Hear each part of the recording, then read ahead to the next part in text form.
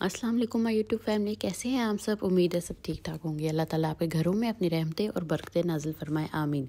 तो जी आज हम आ गए हैं एक और ज़बरदस्त सी वीडियो के साथ। तो आज हमारी जो रेसिपी है वो है पिज़्ज़ा की रेसिपी। तो मैं आपके साथ आज चिकन फजीदा की रेसिपी शेयर करूँगी। तो चलिए रेसिपी को स्टार्ट करते हैं। सबसे पहले हमने एक कप में ले लेना है 1 टीस्पून खमीर यानी कि यीस्ट, और साथ ही हमने इसमें डाल देना है 2 टीस्पून शुगर। तो ये डाल के हमने इसमें हाफ़ कप नीम गर्म पानी ले लेना है, ना बहुत ज़्यादा गर्म ना बहुत ज़्यादा ठंडा, नीम गर्म होना चाहिए पानी। लेके इसको अच्छी तरह मिक्स करके इसके जो पार्टिकल्स होते हैं यीस्ट के वो अच्छी तरह से ख़त्म हो जाए। और ये हम इस पे फिर जो है वो क्लिंग रैक लगा के क्लिंग रैप करके इसको हम धूप में रख देंगे। तकरीबन ये आप देखें कि 15 मिनट बाद जो यीस्ट है हमारी वो अच्छी तरह से राइज़ हो गई थी, बल्कि थोड़ी सी निकल भी गिर भी गई थी, बट इट्स ओके। तो जी चलिए रेसिपी को आगे शुरू करते हैं। हमने एक बोल ले लेना है, उसमें हमने 2 कप मैदा ले लेना है यानी कि ऑल पर्पस फ्लावर। तो इसको हमने लेना है, अच्छी तरह से छान लेना है।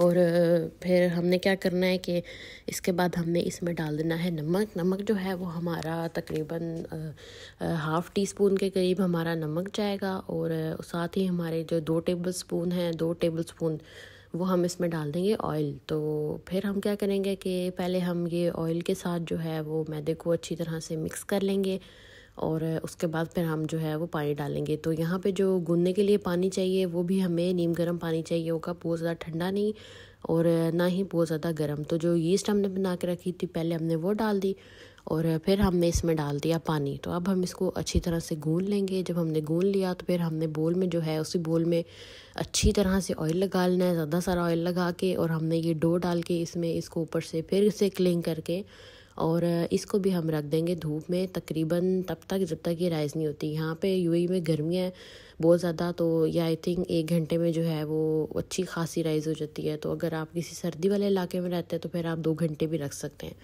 तो चलिए जब तक डो हमारी राइज़ होती है हम बना लेते हैं इसकी मैरिनेशन। तो यहाँ मैंने चिकन की जो है वो स्ट्रिप्स ले ली थी, तकरीबन ये 500 ग्राम होंगी। और फिर हमने इसमें डाल दिए जो जो स्पाइसेस हमें पसंद है, जैसे कि हम टिक्का मसाला डाल सकते हैं, या हम इसमें चिकन क्यूब डाल सकते हैं। उसके अलावा चिली फ्लेक्स डाल दें, थोड़े से ऑरिगेनो डाल दें, यानी कि जो भी बेसिकली आपको पसंद है। मैंने तो इसमें ऑरिगेनो डाले थे, चिली फ्लेक्स डाले थे, थोड़ा सा तंदूरी मसाला डाल दिया था, और साथ मैंने इसमें थोड़ी सी चिली सॉस डाल दिया था। तो यहाँ देखिए डो जो है वो हमारी बेहतरीन किस्म की राइस हो गई थी, और आप ये देख ही सकते हैं कि कितनी ये सॉफ्ट और फ्लफ़ी सी डो जो है हमारी राइस हो गई। तो अभी हम ऐसा करते हैं कि पहले हम अपने अवन को जो है वो प्री हीट होने के लिए रख देते हैं।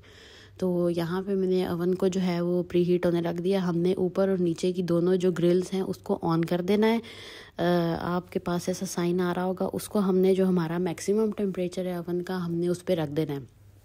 प्री हीट जो है वो आप 10 से 15 मिनट तक कर सकते हैं, और कोई इम्पोर्टेंट नहीं है कि आप 10 से 15 मिनट तक ही करें। अगर आप कि इतनी देर में पिज़्ज़ा की जो सारी डो है वो सारा पिज़्ज़ा जो है वो आप प्रिपेयर करके पैन में रख लें। तो खैर चलते हैं आगे। और यहाँ पे देखें हमने जो डो थी हमारी उसको अच्छी तरह से गूंद के एक बड़ा सा पेड़ा बना लिया था, और अब हम उसको डिवाइड कर देंगे 2 पिज़्ज़ास में।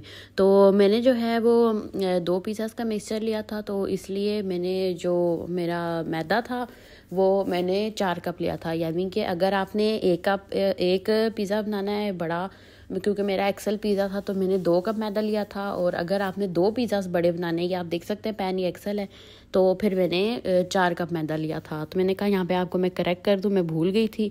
और यहाँ पे मैंने जो अपने पैन्स थे मैंने आपको दिखाया, मैंने उनको ऑयल करके, और साथ ही जो है वो मैंने उन पर बटर पेपर लगा कर उनको रख दिया अच्छी सी ऑयलिंग करके। अब यहाँ पे मैं अपना पिज़्ज़ा जो है वो डो जो है वो बड़ी सी बेल लूँगी अच्छी तरह से, ताकि मेरे पैन में अच्छी तरह से फिट हो जाए। और बस यहाँ पे मैंने इसको डाल दिया, अच्छी तरह से मैं इसको फैला लूँगी। बहुत ज़्यादा आपने दबा के नहीं फैलाना, नहीं तो फिर ये जो डो है वो सेंटर से बहुत ज़्यादा पतली हो जाएगी।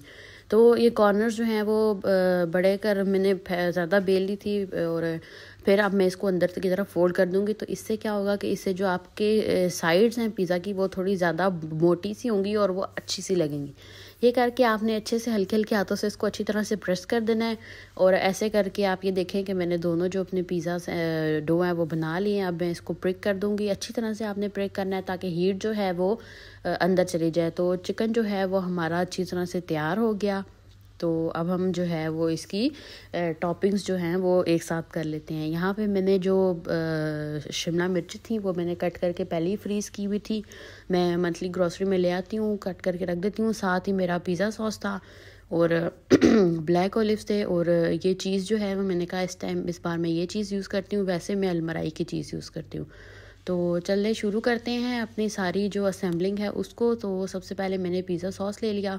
और अगर आप ये एक्सेल पिज़्ज़ा बना रहे हैं तो आई थिंक आपको 2 टेबलस्पून पिज़्ज़ा सॉस इनफ है। मुझे जो है वो बहुत ज़्यादा फिलिंग जो है वो नहीं पसंद पिज़्ज़ा में, तो मैं इसीलिए ये बस नॉर्मल रखती हूँ। आपको अगर बहुत ज़्यादा पसंद है तो वो फिर आप अपनी मर्ज़ी से टॉपिंग कर सकते हैं।